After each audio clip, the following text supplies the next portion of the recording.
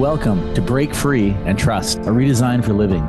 Join me, Chris. And me, Jacqueline, for real conversations about life, death, and everything in between. Learn to connect with your intrinsic power to grow and heal, how to laugh at your own humanness and not take life too seriously. Through healthy conversations between the feminine and masculine, you learn how to harness the power of relationship and the mirror to befriend your shadow and to trust that any obstacle that gets in your way is there to help you grow. Together, working at a practical level, you learn to trust that everything that is happening is for you, your growth, and ultimate freedom. Our circumstances don't matter. It's only how we relate to them that does. Get ready to befriend the wisdom of your body and the power of your mind. Break Free and Trust starts now.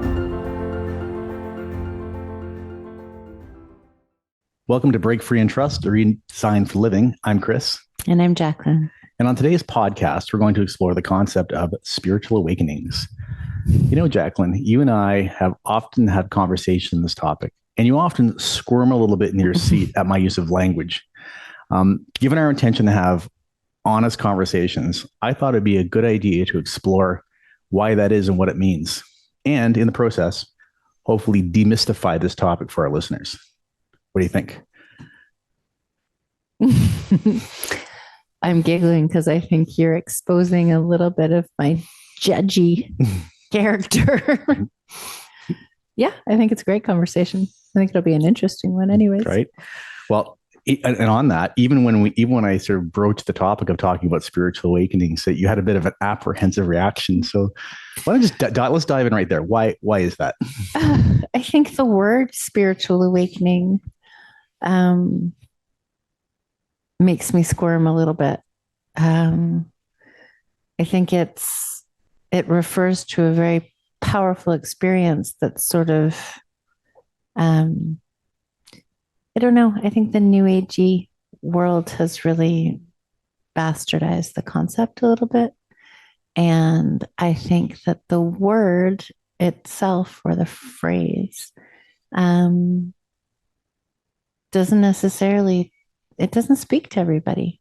And these moments of awakening are moments that happen for a lot of people in different ways. And I think language is really important to me. And I don't think that those words are necessarily relatable to everyone. So I think what I heard you say there is that there's a potential with the terminology. So there's the wide range of definitions of with people. It's, as you said, maybe been hijacked by the new age group, and we'll get into what that means. And it sounds like it's very related to lived experience. And hard to describe. I think it's a process of transformation. And it's a process of transformation that many people go through at different stages in their lives. And for some, those moments are explosive and life-shattering.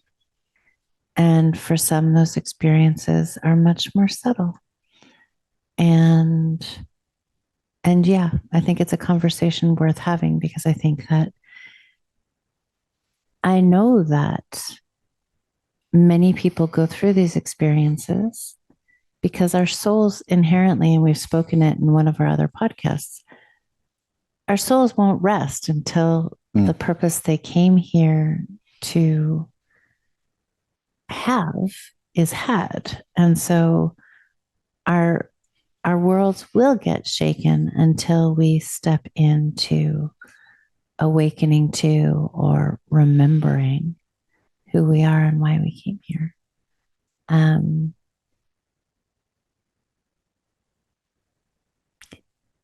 I think the process is different for everybody.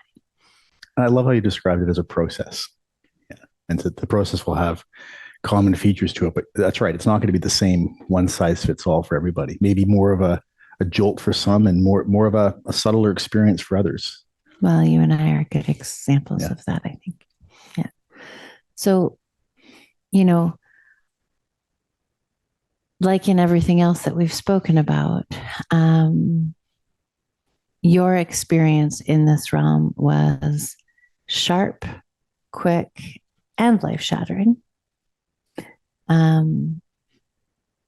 And you use the word spiritual awakening all the time. I hear it in your language. Often. Actually, I think I hear it daily. And so maybe it would be a really good idea for our audience to understand what you mean by spiritual awakening as it relates to your story and the work that you do. All right. Well, even the term spiritual awakening, it's relatively new for me. Like in the last 6 or 7 years, I'd heard it previously, but listen, I was very rooted in the material world, and it was science, right and wrong, and those types of things. The realm of spirit wasn't something that had really entered my life in any meaningful way, and I was very dismissive of it. I think if I'm thinking back to the process I've gone through, the first time it showed up in a way that I remember it was about 6 years ago, and I taken a leave of absence from work because I was struggling. I ended up not going back to work because I was struggling. And I'd heard from a former colleague what the CEO of the company had described to them of why I hadn't gone back. And he used very generous words, given what was going on, that he thinks Chris was having a spiritual awakening. And I was a mess. So that was a very kind thing for him to say. But I didn't really know what that meant at the time. And I started to dismiss it. I don't even know what a spiritual awakening is. That's what's going on. And I was still in the process of blaming all the things around me. It wasn't long later, I ended up in a recovery program for drugs and alcohol. And there it was in the last of the 12 steps, right there, written down. The 12 steps starts with having had a spiritual awakening as a result of these steps. We then went on to, and it keeps going. But there's that's where the rubber hit the road for me. That I've just gone through a program that is meant to facilitate the process of a spiritual awakening. And the crisis I had gone through was the catalyst that got me into the door to this process.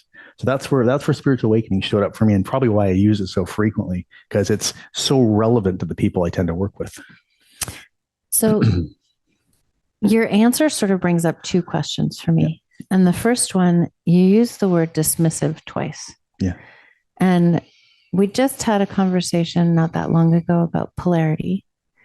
And the word dismissive really, it struck me in this conversation.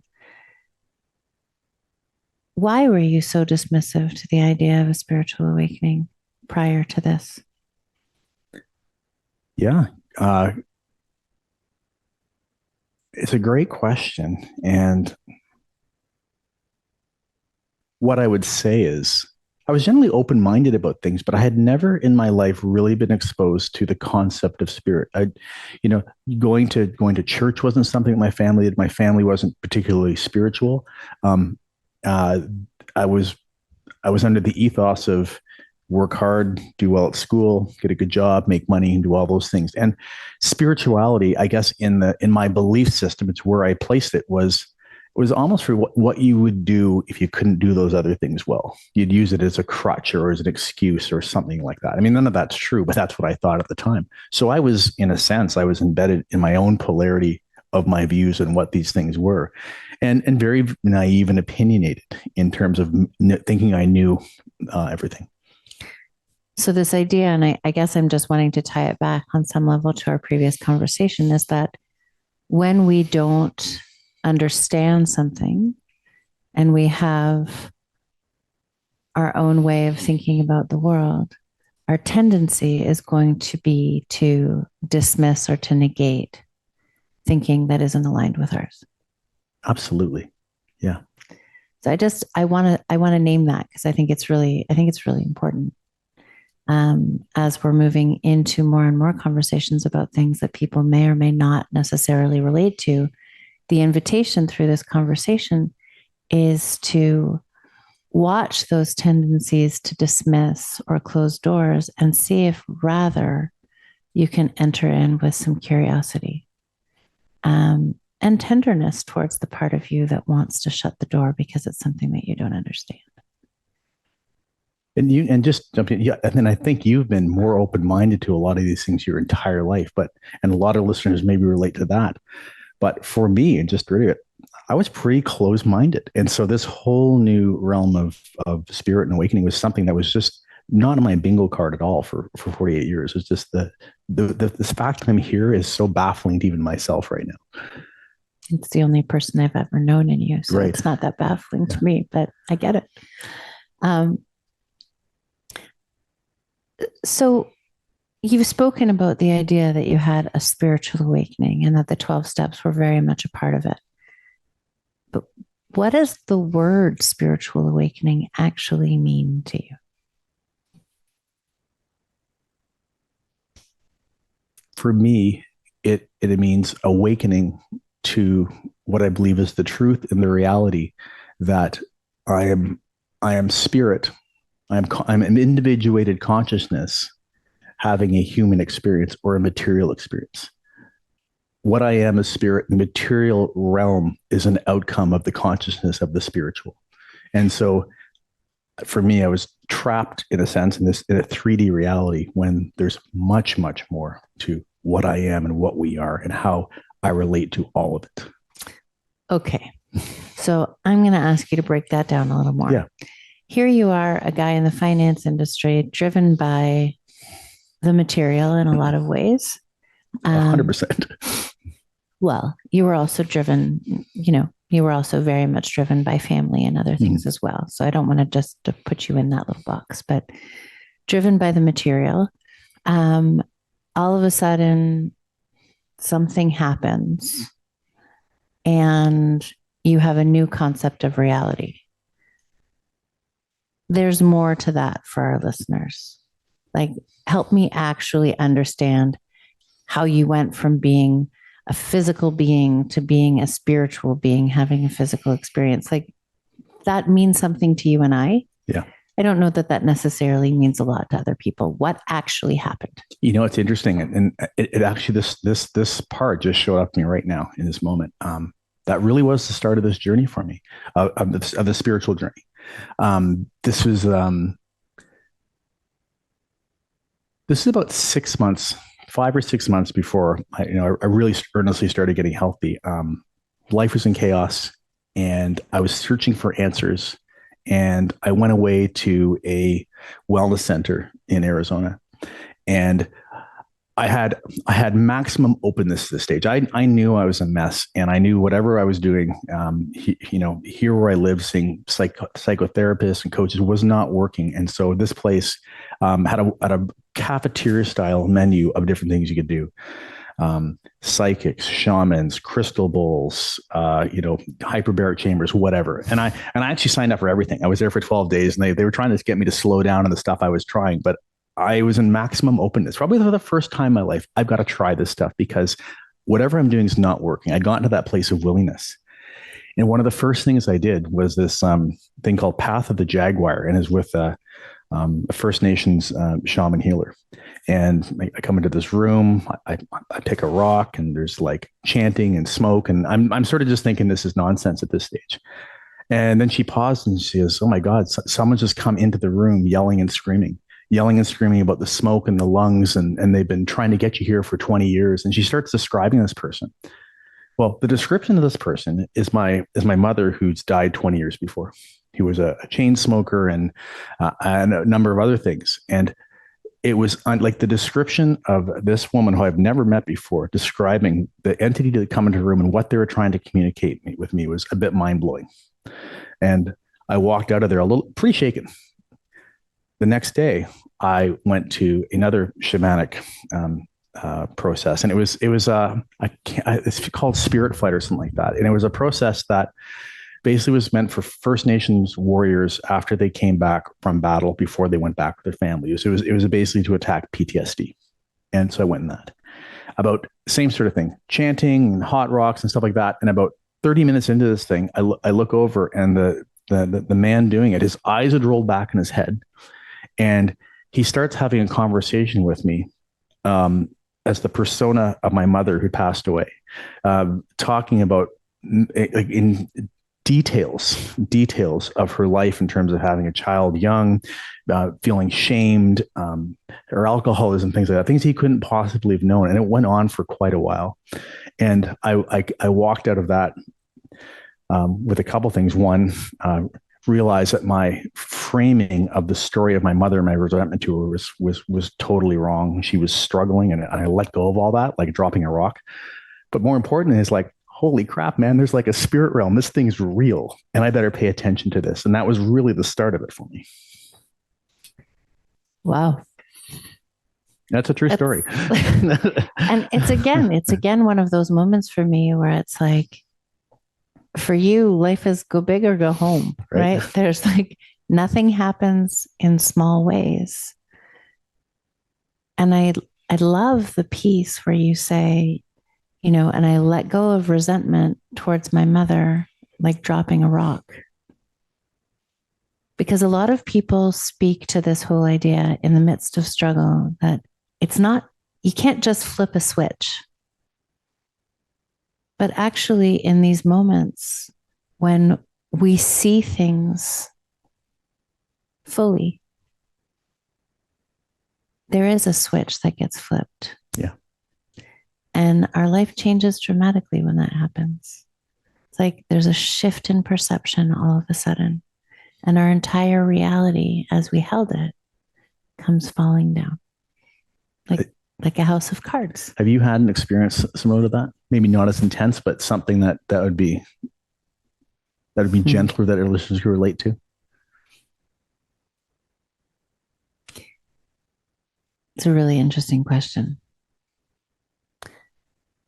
So I've had many moments like that.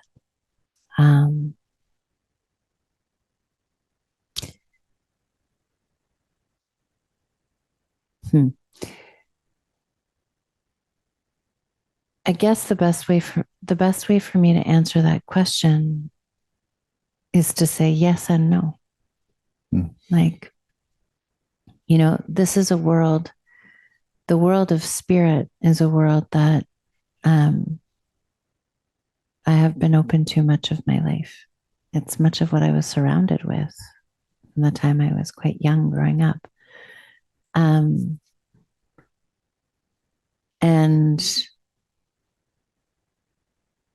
And I can say that I haven't had moments that were completely life-shattering like yours.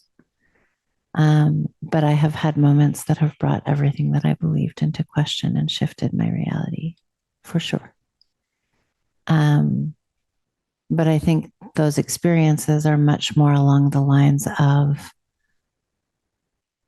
transformation, than they are in the realm of life-shattering breakdowns to break open.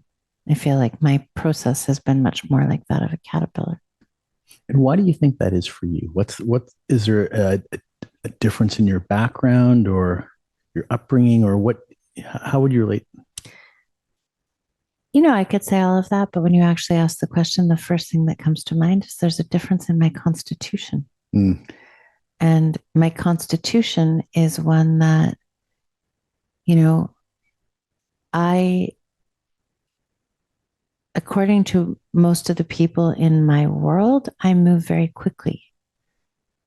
But in my own being, I actually think that I move more slowly, and that I need to take time to digest experiences before I open to new ones. I think my nature is a little bit more careful than yours is, or cautious than yours is, even though that's probably not the way that I'm perceived on the outside. And, you know, if I was to be really straight, I would say to you, I had an experience when I was quite young. I think I was around 11-ish, where I had night terrors for a couple of years. And those night terrors were literally terrifying. I mean, family members called the police. Like, it was quite scary. And in that experience, I really had this sense of knowing that I knew that what was happening wasn't real, but I was trapped in what was happening, even though I knew it wasn't real. And that the imprint of that was so strong that as I got older and my friends were doing psychedelics and other kinds of drugs, I really stayed away from them because the idea of losing my mind was so scary to me because it brought me back to that place. And as I have grown and observed both personally and professionally, what happens to people when they lose their mind. And I'll use the word, like a break from reality. We can look at that as psychosis. We can look at that as a spiritual awakening, as you speak. People often speak to Kundalini awakenings like that. And I've worked with people and I've been called in to consult with people who are going through these experiences. What I see is a moment of such great opening, earth-shattering opening, whatever you want to call it, that there's no grounding in a body. And so the experience is so untethered that people lose a sense of who they are in the process. And while you speak to losing yourself to finding yourself, and I feel like that's actually very true and real for many. I think that this process is much better supported by building a foundation to be able to hold it and carry it. And so the work that I do, which is different than the work you do, the work that I do, because of how I've lived my own experience, is to work with people to help build the foundation for that opening, rather than meet with people who have sort of been blown up energetically. That's work you do really well. It's not work I do really well. I'm much more interested in that process of getting people to a place where that opening is something that they can digest. Yeah. And that makes sense as we leverage off of our own experience. Yeah. You said something really interesting there about like the break and the ungrounding. And yeah, that place where that happened to me, that was, the ground fell out beneath my feet. Hey, everything I knew was material, and now that whole thing had been challenged, as well as a whole bunch of other things were being challenged in my mind. And I would say that was the tipping point to psychosis for me. I was probably already headed there, but that just threw me over the deep end. And the next 6 months was like, I think many would describe it as what's called the dark night of the soul. My belief systems had fallen apart. My understanding of who I was in the world was gone. I was losing my identity. Because I was so ungrounded, I was falling into like a paranoid schizophrenia about I don't know how the world works. Everything's against me. I can't make sense of anything anymore. Really just losing everything.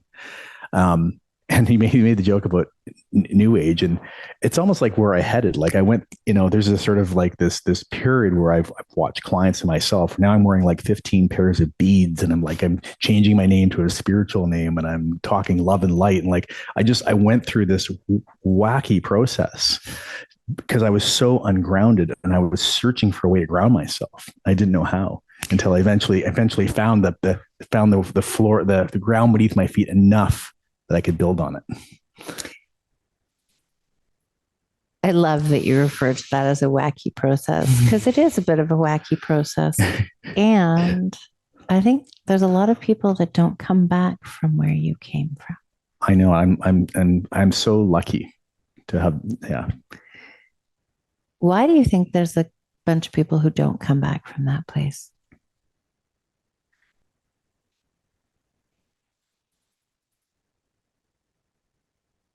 It's a great question. And I wonder if it's,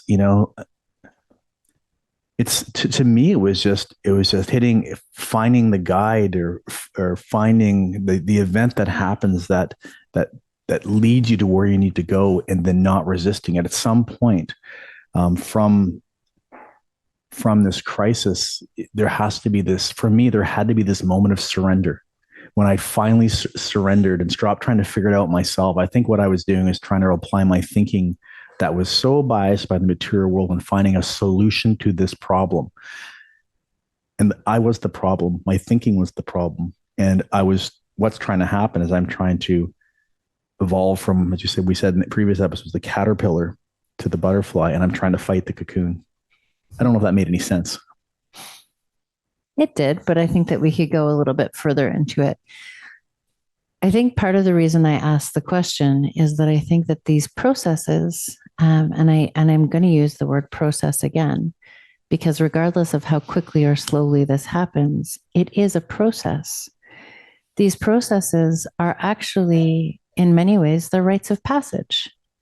And they're rites of passage that in the past were really honored and supported by community, with ceremony and guidance from elders. And we're living in a world that doesn't actually honor these rites of passage, but instead pathologizes them. Right. And we look at people going through them as broken rather than as healing. And I think there's a place where you got really lucky because you actually stayed out of, as much as you could anyways, that place of pathology and really turned toward this concept of surrender. It seems to me that most of the people that I have the greatest respect for are people who have some way been brought to their knees. Because through that process, there is a surrender of ego and an opening to something bigger than just ourselves. And that was very much your process. Yeah. And even on your words of community, now that as we're speaking about it, is I was fortunate enough to, that my sequence of events took me to a recovery center, it was a safe place with 30 other people going through their own versions of what I was going through, but with a loving staff that was dedicated to support people through this process. It's a process that has a lot of common features to it. And that was where I could find some safety, some grounding, feel accepted. And then from there was able to finally, do the integration I needed to do to get to the other side and go through the rest of the process of spiritual awakening or the spiritual transformation process. I think it's probably a good place to pause for a moment. Yeah? Yeah, sounds good. Okay, we'll be back in a minute.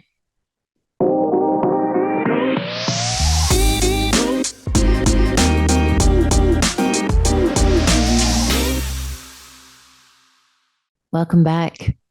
So we've been speaking for the last little bit about the process of beginning, I guess, in some ways, a spiritual awakening. And you spoke, Chris, to that place of opening and landing in a treatment center. I'm curious though, so life changes. There's doors open wide and you begin to recognize that you are more than just the material. What happens next? Yeah, great question. So there I am. All my belief systems of what I am have been changing. That starts impacting my belief systems. I start questioning the world around me entirely. All the things I took for truth and took for granted and were the foundations of everything I believe, they've all sort of fallen apart on me. And so there's a stage of this spiritual process many people go through. It's basically called searching for the truth. It sounds wonky, but it's like seeking answers. I now have more questions than I have answers for anything. And I went from a place, I know everything, to I don't know anything.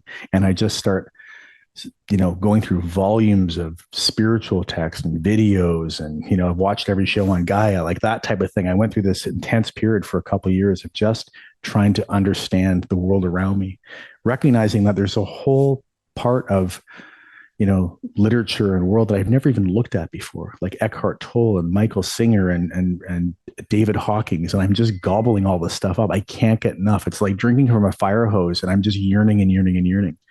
And just from there, really starting to come to this self-realization that I'm not my thoughts. I'm not my beliefs. I'm not these things. I'm so much more than that. And then ultimately from there, working with other guides and whatnot, just start coming to this place of inner peace. And the 12 steps is a huge part of that for me. I'm sort of giggling because I can take us back to some of that place and watching you. And I just remember sitting there watching you going like, is this another addiction? Because it was this place of like the thirst and the hunger was so profound that I had never watched anybody. I'd never seen anybody read that much or learn that much or have that brain power.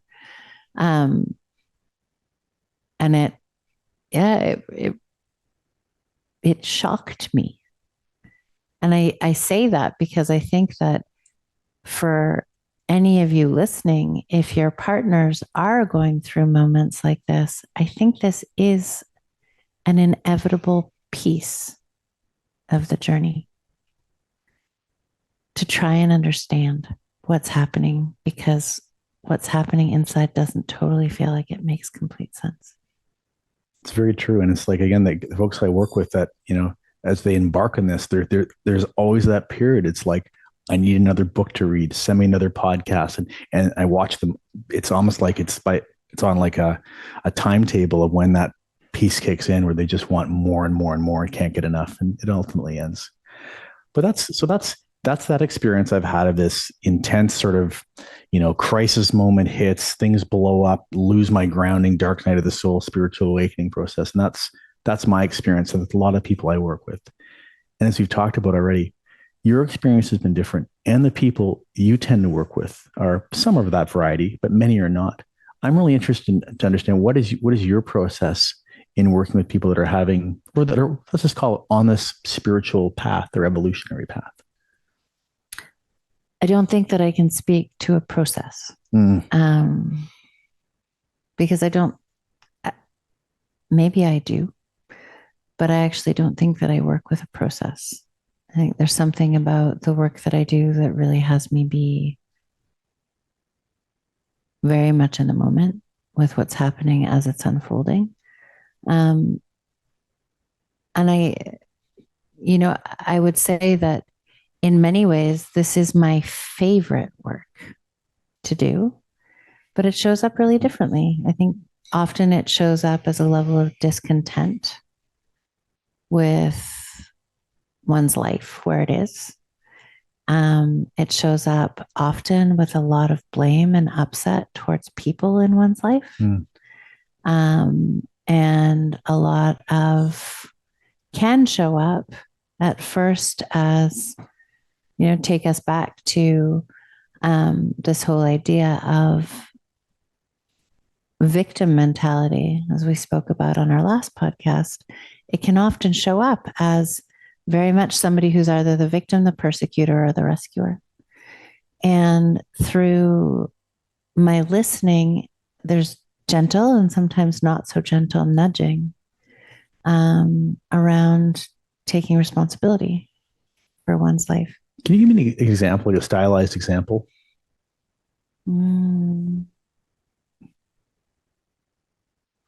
Sure. I'm going to use me as an example. Okay. I went through a period of time during some really deep struggle around my marriage before you, of blaming my ex-husband for everything, for my unhappiness, for the way that my life showed up, for how small and constricted life was feeling, for the anger and upset and reactivity in our environment. And in that, I was victim, I was persecutor, and I turned into rescuer. what I didn't realize was that I actually had agency in that situation, and I was choosing to be in it, and I didn't need to be. And when I was able to open up to that possibility, I began to shift what my life looked like. And I began to transform through that process. If you want to speak about dark night of the soul, there were years of that for me, which then turned into a shift. But I think what happens is that for many people, this process of awakening, as I said, is a slow process. It's a process of slowly beginning to realize that the life that we have created and the constructs upon which we've built our lives served us at one point. They protected us. They kept us safe. They helped us make sense of the world. But it's almost like we've grown out of those old clothes. The armor that once protected us is now actually suffocating us. And it's this process of helping people to recognize that it's their own clothing that they've been wearing and their own armoring that they've actually created that needs to be shed. And that process is slow because, it can be quick, as we've spoken about with you, but that process, and when I say slow, I don't mean years and years and years. I mean, sometimes it's weeks, sometimes it's months, sometimes it's years. But the process is slow because here's what happens. If I've built my entire foundation around particular thoughts or constructs or beliefs, if I go ahead and I create an earthquake that has all of those fall to the floor right away, I have nothing to stand on. The ground beneath me, as you've spoken, has fallen out. And I am under the impression that I'm going to fall forever or shatter into a billion pieces. And for most of us, that's not a place from which we come back. That's a place from which we fall off the edge and we don't know how to come back. In Chinese medicine, or in 5-element acupuncture, and I think I may have actually even spoken to this on a different podcast, there are these points called windows of the sky. And these points are points that we only use when somebody is ready to see something they've never seen before. The reason being is that if we use them too soon, we can actually send somebody into a state similar to psychosis. And the way that those points were described to me when I was in school many years ago was that it would be like being in a home that had an attic in it, and you never really knew about the attic. And you go up to the attic, and all of a sudden, you start moving boxes out of the way, and all of these old pieces of luggage and clothing and different things. And once you've cleared it all out of the way, there's a window that you've never seen before. And from that window, you see a view that you've never seen before. And all of a sudden, life takes on new meaning. The intention through this process is to get to a place where that's possible without shaking you so much that the entire house falls apart. And so that worked for me. And I've had the experience of seeing for a client what they couldn't see and pushing them to see. And I've watched how much that shook his reality in a way that was far too big for him to hold. And so I've learned by making a billion mistakes, but I've learned how to honor the speed at which people are ready to move and matching that speed. Does that answer your question? It does. Yeah. And I really relate to that too, because we use a different language. And I use it I talk in what I call the prime directive of consciousness, is that you can only meet someone at the conscious awareness that they're at, and maybe just a little bit higher. And that's the whole art form in this, is to where is this beautiful person that's sitting in front of me talking and struggling or suffering, and where can I meet them in such a way that can gently bring them along to the place that they already know within them. It's about remembering. They know the answers. How can I help stimulate and activate them finding them themselves? I think that's a lot of what you're talking about too. Yeah. And I love that you just brought up the word remembering. Mm-hmm. Because, and maybe actually that's why this, like the conversation around spiritual awakening or spiritually we're evolving is, again, you can hear it in my voice, like kind of like, and part of that comes from, I don't know that we're awakening as much as we're remembering. I think there is, and maybe there's an awakening from a sleeping. Yeah, you're dreaming. You're awakening from the dream that you're in. Yeah. Yeah. But I think the word remembering is a really, really important word here. And what is the remembering? It's well, for you and I, they're going to look different. Right. So for me, the remembering is a remembering of the essence of who I am. A remembering of who, I'm using me as an example because I can speak most loudly to me, is a remembering of who I am before fear took over, before I had to develop any of these constructs to protect an ego structure.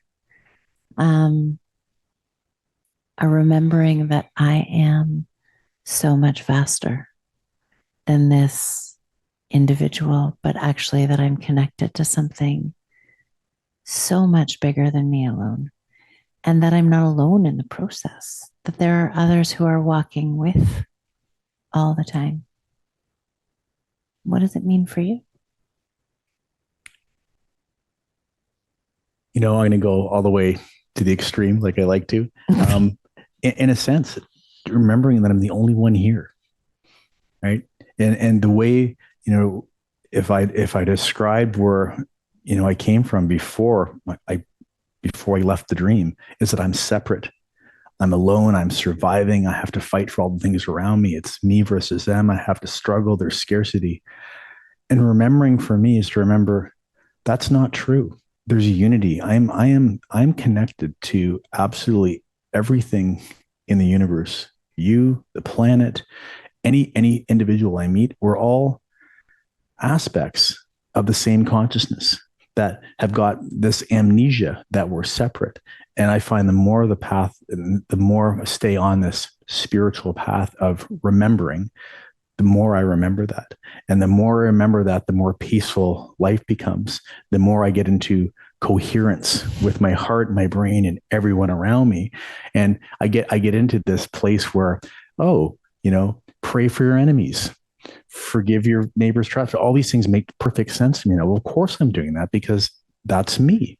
The other person I'm sitting here talking to, it's actually me. And we've just forgotten we're the same. And so that's this move from extreme polarity to full unity is the spiritual mountain. I think we're all of us are climbing at different paces, taking different paths, going different routes. But I believe the top of the mountain is actually the same peak for everybody. It's this understanding of complete unity. So interesting that you would refer to it as the top of the mountain, and you're drawing these lines with your hands up to a point, because the way that I would hold it is so different. And that we're finding our way to the center of the center. Right. Like it feels like a circle to me, that we're all sort of wandering on the periphery of recognizing that the remembering is actually coming back to the center. I like that analogy. Actually, it's got the same idea that there's one center and there's one peak, and we're all ultimately gravitating towards the same place in one way or another. And I think I use mountain because based on the work of a lot of work of Emmett Fox, we talked about every time the word mountain is mentioned in the Bible, for instance, it's referring to a spiritual path. Mm-hmm. That's the code word for it in there. That's the metaphysical code word. I tend to think in terms of the mountain and the paths and the guides and the Sherpas. And that's my language. Yeah, I just, one of the things that's coming up for me is this whole idea that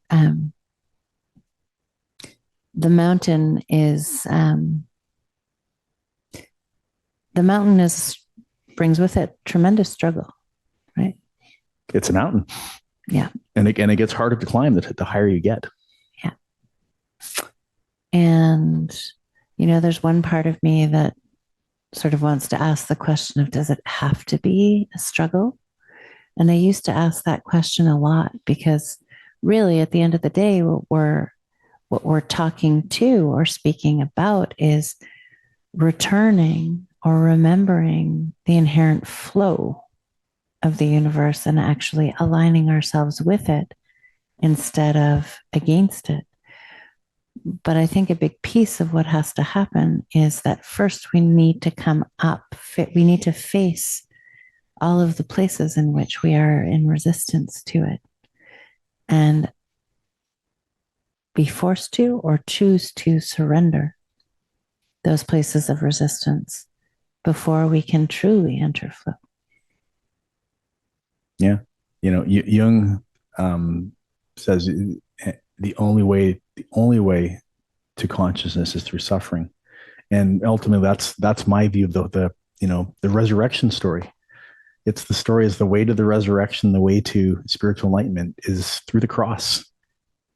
And I don't know if there's avoiding the cross, the crucifixion. Like it's this idea that I've rarely seen people want to shift out of the trappings of the material world unless they face some type of pain or suffering in that concept. Otherwise, just stay in the dream. And that's my own biased view from the route I had to take to get there. But it's also what I experience with most of the people I work with too. It's almost like when I first start working with people and they come in and things are going really bad and things are really suffering and things are getting worse. Part of me is like, good, you're almost there. Like you're almost at that point where you're about really to let go and surrender. And then you don't know what's on the other side of this, but I have an idea. And so I think I would hold that differently, although it's very much aligned with it, which is until there is discomfort, there's no friction. And without friction, there's no change. So we'll go back to this analogy that we used of the caterpillar, or have used many times, is the cocoon gets to be so tight that something has to happen. And that thing can't happen until the cocoon gets so tight. Yeah. And it's interesting, I can't remember where the story came from, but I love the story of, the cocoon starts, there's a crack in the cocoon and it starts to open. And the butterfly inside, who's now wanting to come out, is struggling. And somebody goes and cuts a little hole in the cocoon to make it easier for the butterfly to come out. And what happens? Well, the butterfly falls to the ground and dies. Why? Because in order for the butterfly to come out and to fly, it has to struggle to release all the fluid from its wings. Yeah. And the only way it can do that is through finding its way through its struggle. And as human beings, we are, for whatever reason, so averse to suffering and to struggle that all we want to do is we want to numb the pain, medicate the pain, avoid the pain, do everything that we can to not be in pain.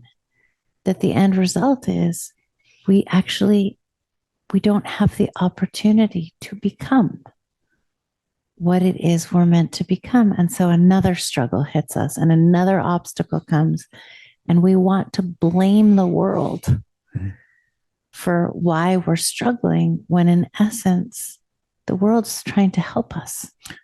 I'll even take it further. We're trying to help us because it's our own consciousness that keeps directing us to all these places to wake us up. It's us creating these challenges for ourselves. And that's the higher perspective on it that we start to see. And when the challenges show up, it's like, oh, this is going to be hard. Good. Here I go. Because this is for me. I know it now. But we don't know that till we know that. It's like everyone, and that's why you talked about earlier, the victim mentality is as it's our time, it's our evolutionary time to have this spiritual evolution. All these things come up, and what do? So often I see it too. We jump into victim mode. Why is this happening to me? And it's not. It's happening for you, and you just can't see it yet until you can see it. So how do you tell that to somebody who's in the process and can't see it? I don't know if you can. And this is the hardest thing. And it's like, it's something that one of my mentors told me, and I tell to all the people I work with that I ultimately go work with other people, is one thing you must not do is rob someone of their bottom. That is for them. Because in that bottom, there's a little box all wrapped up, and inside it's the gift of desperation, and that's where they'll surrender. You can't, if you keep taking that away from people, they won't get there. That you're just robbing them of what's on the other side of that, which is beautiful. So really then the only thing that you can do,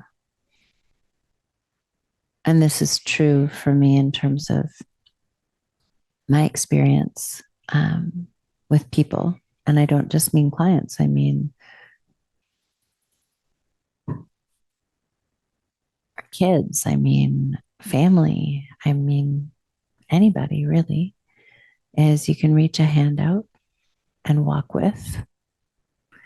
You can live in your own resonance, or you spoke of coherence, which is a really important word, rather than in that fragmented place of reactivity, and hope that your resonance creates an invitation for somebody to step into their own.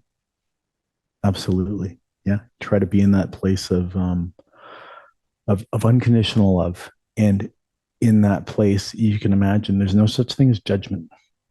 There's no such thing as shaming people and guilting people. And if you can hold that place, you can then hold a non-judgmental place for people who are going through the hell they're going through in life. And you just, you have so much empathy. You don't know how they got there. You don't know the circumstances, and that's not who they are. And you just hold that space that you can see that divine being and that soul within them, and keep staring at that, keep conversing with that, and keep looking past their ego and not judging them. You'll get them there.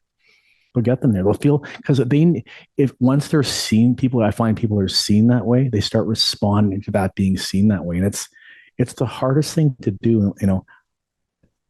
I can speak from that place because I've been through, I've been through hell mentally and emotionally. And so when other people are going through it, I understand it. Yeah. It's hard. It's hard to do though. Well, and I think that the only way that we can really hold people in those places is to have visited those places ourselves. Yeah. Because the level of compassion that we can hold for the people that are walking through it without judgment really only comes from being able to have compassionately met ourselves in that process. Yeah. So what final words of wisdom, guidance would you offer our audience as it relates to this process? Yeah. Well, first of all, I'm hoping we demystified it. I'm not sure we have. We maybe mystified it even more. I don't know. I'm hoping it made sense. But I think what I'm taking away from this conversation in particular is this spiritual evolution is a process that takes many different forms. But ultimately, I truly believe the truth is we're spiritual beings going through a human experience, and we're all going through this process some way or another. And if you find yourself there,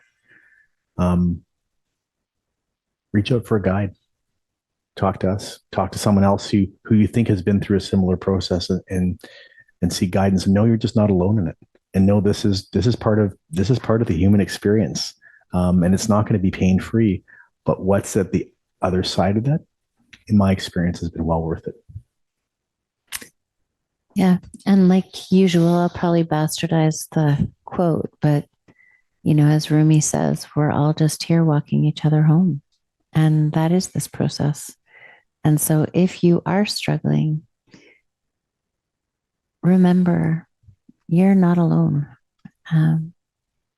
We're all here walking this path together. Some of us a few steps ahead of others, and sometimes we're a few steps behind. But we're all in this together. And together, well, together a lot's possible. And it's time. It's time for us to turn toward each other, unmasked, because the other doesn't work anymore. We've hit a breaking point where it's time for us to shift our consciousness, and the only way to do that is together. So thank you for being with us today. And we look forward to seeing you in a couple of weeks. Bye. You've been listening to me, Chris. And me, Jacqueline, on Break Free and Trust, a redesign for living. Tune in every second and fourth Monday at 3 p.m. on Transformation Talk Radio for more real conversations about life, death, and everything in between. Learn to connect with your intrinsic power to grow and heal, how to laugh at your own humanness and not take life too seriously. Through healthy conversations between the feminine and the masculine, you will learn how to harness the power of relationship and the mirror to befriend your shadow, and to trust that any obstacle that gets in your way is there to help you grow. For more information or to connect with us personally, visit theway-healing.com. That's theway-healing.com.